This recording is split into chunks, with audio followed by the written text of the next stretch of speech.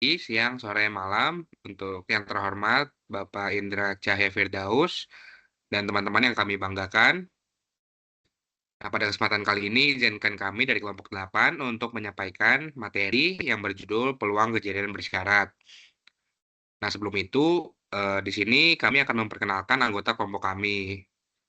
Oke, yang pertama ada saya. Perkenalkan, nama saya ada Adrian dengan NIM 1030624000059.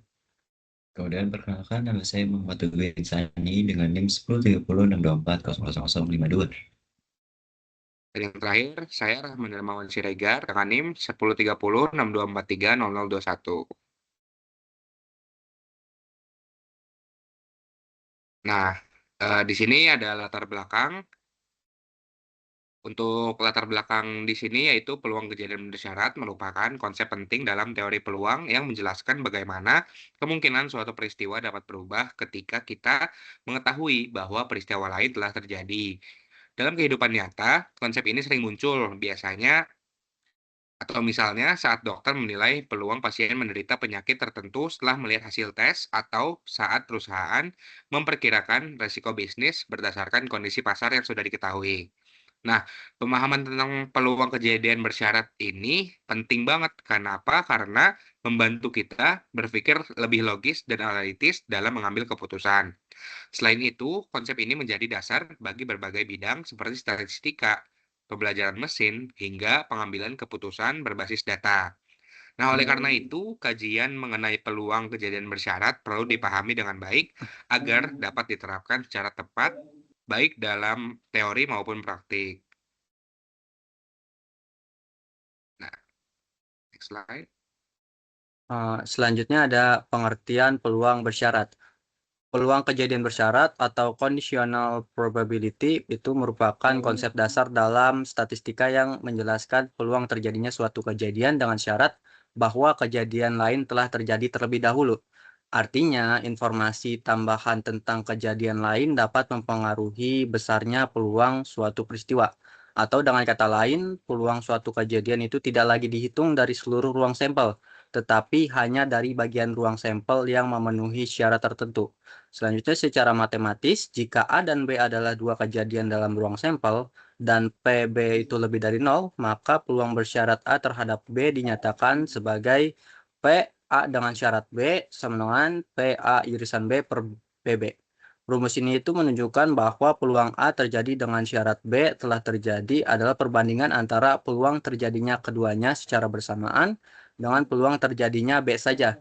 Misalnya dalam kasus medis, jika diketahui seseorang dinyatakan positif dalam tes penyakit tertentu atau kejadian B, maka peluang orang tersebut benar-benar sakit atau kejadian A itu dihitung menggunakan konsep peluang bersyarat ini. Next.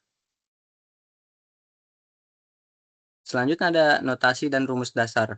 Untuk memahami peluang bersyarat secara lebih mendalam, perlu diketahui notasi-notasi yang digunakan dalam perhitungannya. Misalkan, A dan B itu dua kejadian dalam ruang sampel suatu percobaan acak.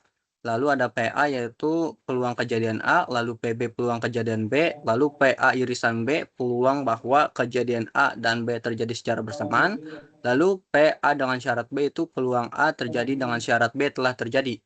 Dari definisi peluang bersyarat diperoleh hubungan penting sebagai berikut, yaitu PA irisan B adalah PA dengan syarat B dikali PB dan juga berlaku simetri, yaitu PB irisan A sama dengan PB dengan syarat A dikali PA.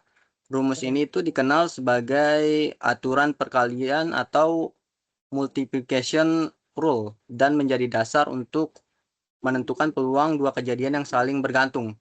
Apabila dua kejadian tersebut tidak saling mempengaruhi atau independen, maka PA dengan syarat B itu sama aja kayak PA, sehingga persamaan tersebut bisa menyederhana menjadi PA irisan B sama dengan PA kali PB. Next. Oke, selanjutnya ada hubungan dengan peluang gabungan dan aturan perkalian. Konsep peluang bersyarat memiliki hubungan yang erat dengan peluang gabungan dan aturan perkalian. Peluang gabungan atau Joint probability merupakan peluang dari dua kejadian yang terjadi secara bersamaan, yaitu P A irisan B. Rumus dasar yang menghubungkan peluang bersyarat dengan peluang gabungan adalah P A irisan B sama dengan P A dengan syarat B kali PB. Rumus tersebut menunjukkan bahwa peluang dua kejadian terjadi bersamaan dapat diperoleh dari hasil perkalian antara peluang bersyarat dan peluang dari kejadian yang menjadi syarat. Dengan demikian, konsep peluang bersyarat menjadi bagian integral dari cara kita menghitung peluang gabungan. Lalu, jika dua kejadian tersebut independen, maka hubungan ini berubah menjadi lebih sederhana karena terjadinya salah satu tidak mempengaruhi yang lain, sehingga berlaku P A irisan B sama dengan PA kali PB. Sebaliknya, jika kejadian tidak independen, maka kita harus menggunakan bentuk bersyarat PA dengan syarat B. Hubungan ini sangat penting karena menjadi dasar dalam perhitungan probabilitas yang lebih kompleks, termasuk analisis data, penentuan risiko, serta penerapan teori bias dalam berbagai bidang seperti medis, bisnis, dan sistem cerdas.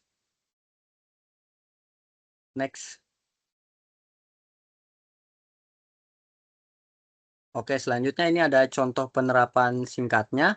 Misalkan diketahui peluang seorang menyukai kopi itu A, yaitu 0,6, lalu ada peluang seseorang menyukai teh, yaitu B, yaitu 0,4. Lalu peluang seseorang menyukai kopi dengan syarat ia juga menyukai teh atau PA dengan syarat B itu nilainya 0,625. Maka peluang seseorang menyukai keduanya, kopi dan teh, dapat dihitung menggunakan rumus kalian PA dengan syarat PA irisan B sama dengan PA dengan syarat B dikali PB, yaitu 0,625 kali 0,4 yaitu 0,25. Artinya peluang seseorang menyukai kopi dan teh sekaligus adalah 0,25 atau 25%.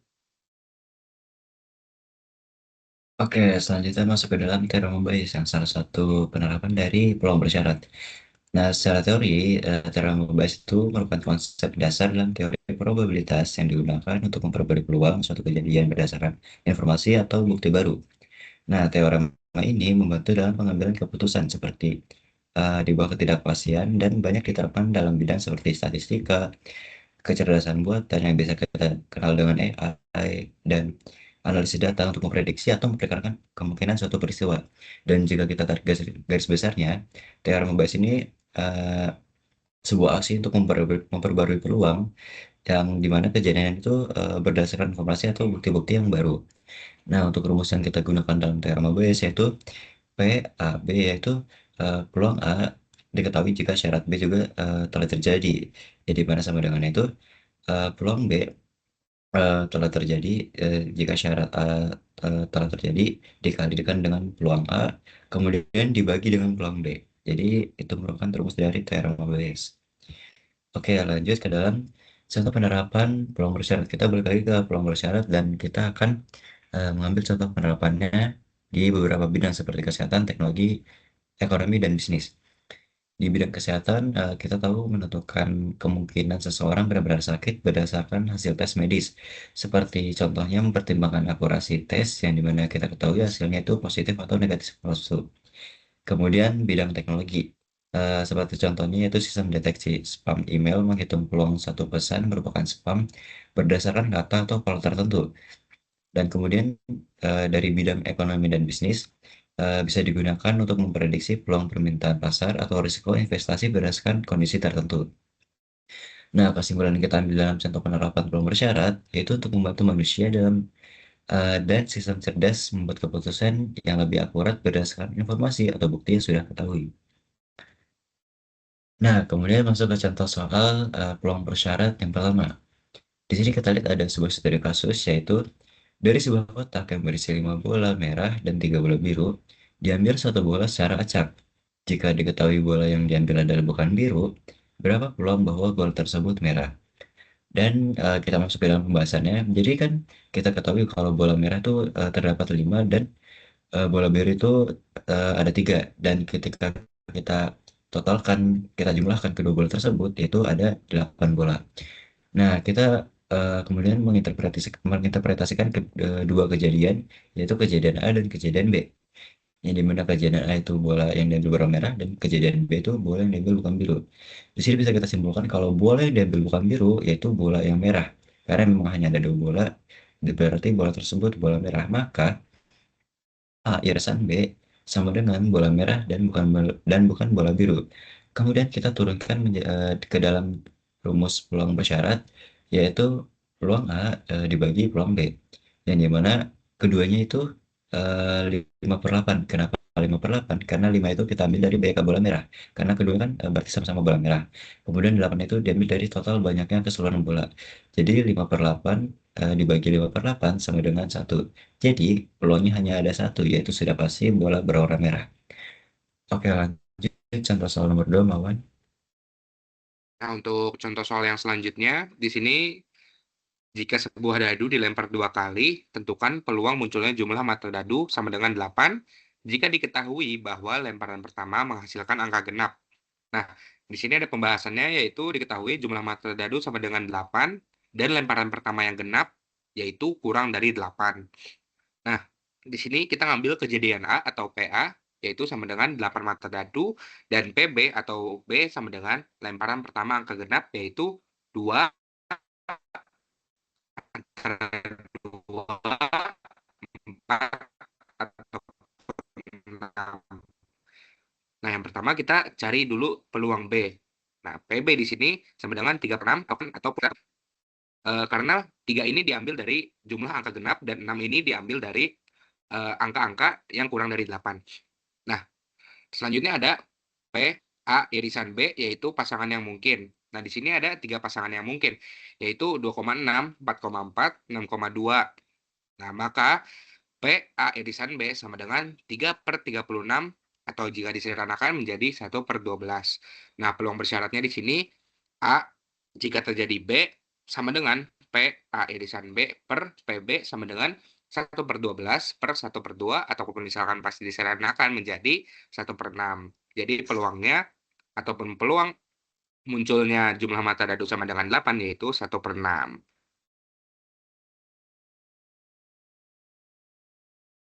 Nah, untuk contoh soal lainnya yaitu sebuah penyakit langka menyerang 1% populasi. Nah, tes untuk penyakit ini memiliki sensitivitas 95%. Artinya, jika orang sakit, tes positif 95% kali. Dan spesifisitas 90%. Artinya, jika orang sehat, tes negatif 90% kali. Jika seseorang dites dan hasilnya positif, berapakah probabilitas orang itu benar-benar sakit? Nah, tadi udah dikasih contoh juga sama Insan kalau misalkan teorema bias ini bisa diterapkan di dalam dunia medis ataupun kesehatan. Dan ini langsung ada contoh soalnya. Di sini penyelesaiannya kita pakai notasi D yaitu punya penyakit dan negasi D itu nggak punya penyakit. Terus plus itu sama dengan tes positif. Nah, diketahui PD sama dengan 0,01 dan P negasi D sama dengan 0,99. Dan P plus jika terjadi D sama dengan 0,95, P plus jika terjadi negasi D sama dengan 1. Nah, ini spesifisitas sama dengan 1 dikurang 0,90 yaitu 0,10. Nah, di sini kita langsung masukin aja ke rumus teorema biasnya, yaitu P, D jika terjadi plus yaitu jadi sama dengan 0,0095 per 0,1085 sama dengan 95 per 1085 ataupun misalkan kalau dijadikan desimal yaitu 0,0876. Untuk interpretasinya sendiri yaitu probabilitas orang itu benar-benar sakit kalau tesnya positif sekitar 8,76% dari hasil yang tadi atau misalkan dibuletin menjadi 8,8%. Jadi meskipun tes punya sensitivitas yang tinggi karena penyakitnya sangat jarang dan ada cukup banyak false positifnya, mayoritas hasil positif tetap merupakan false positif. Nah, contoh visualnya misalnya ada 10.000 orang. Nah, sekitar 100 orang sakit, terus 95 tes positif benar. Nah, sekitar 9.900 orang itu sehat. Dan 990 tes positif lainnya palsu. Total positif berarti 95 plus 990. Jadi 1.085 orang. Jadi 95 per 1.085 orang, yaitu 8,76%. Contoh slide selanjutnya akan dijelaskan oleh Adrian. Oke, saya akan menjelaskan soal selanjutnya. Dalam sebuah kelas, 70% siswa rajin belajar dan 30% tidak rajin. Dari siswa yang rajin belajar, 90% itu lulus ujian, sedangkan dari siswa yang tidak rajin belajar, hanya 40% yang lulus. Jika diketahui seorang siswa lulus ujian, berapa peluang bahwa siswa tersebut rajin belajar? Oke, untuk langkah pertamanya kita misalkan, yang pertama itu ada R, yaitu siswa rajin belajar, lalu ada T, siswa tidak rajin belajar, lalu ada L, siswa lulus ujian. Lalu juga diketahui dari soal yaitu PR 0,7, lalu PT 0,3, lalu PL dengan syarat R itu 0,9, yaitu peluang lulus jika rajin belajar, lalu PL dengan syarat T yaitu 0,4, yaitu peluang lulus jika tidak rajin. Yang ditanya itu adalah peluang siswa rajin belajar jika diketahui lulus ujian yaitu PR dengan syarat L. Next. Untuk selanjutnya kita gunakan rumus teorema Bayes. Rumus umum teorema Bayes adalah PR dengan syarat L sama dengan PL dengan syarat R dikali PR per PL dengan syarat R dikali PR ditambah PL dengan syarat T dikali PT. Artinya kita mencari peluang penyebab atau rajin berdasarkan akibat atau lulus dengan mempertimbangkan semua kemungkinan penyebab. Lalu langkah ketiganya kita substitusikan nilai-nilai yang diketahui. Tadi ada ini PR dengan syarat L sama dengan 0,9 dikali 0,7 per 0,9 kali 0,7 ditambah 0,4 kali 0,3. Kita hitung masing-masing pembilang dan penyebutnya, diperoleh 0,63 per 0,75. Hasilnya adalah 0,84. Selanjutnya ada interpretasi hasil. Hasil perhitungan menunjukkan bahwa PR dengan syarat L itu hasilnya 0,84 atau 84%. Dengan kata lain, kemungkinan besar siswa yang rajinlah yang menyebabkan hasil kelulusan tinggi. Selanjutnya ada penjelasan konsep. Soal ini menunjukkan cara teorema Bayes memperbarui keyakinan terhadap suatu kejadian atau siswa rajin setelah kita mengetahui bukti baru siswa lulus. Awalnya kita tahu bahwa 70% itu siswa rajin, tetapi setelah diketahui bahwa siswa tersebut lulus, peluang rajin ini meningkat menjadi 84%. Ini karena siswa rajinnya itu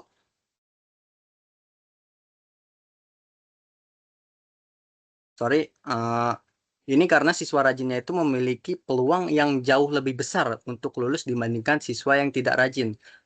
Maka diperoleh kesimpulan melalui penerapan teorema Bayes ini diperoleh bahwa peluang siswa yang lulus dan rajin ini itu sekitar 84%.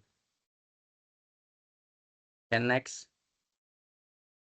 Nah, untuk kesimpulan dari materi ini yaitu berdasarkan pembahasan yang telah dilakukan, dapat disimpulkan bahwa peluang kejadian bersyarat atau conditional probability merupakan konsep penting dalam teori peluang yang digunakan untuk menentukan probabilitas suatu peristiwa dengan mempertimbangkan bahwa peristiwa lain telah terjadi sebelumnya. Konsep ini tidak hanya relevan dalam teori matematika, tetapi juga memiliki penerapan yang luas dalam kehidupan nyata, seperti bidang kesehatan, bisnis, pendidikan, hingga teknologi informasi. Nah, mungkin materi yang dapat kami sampaikan hanya itu, kurang lebihnya mohon maaf. Assalamualaikum warahmatullahi wabarakatuh.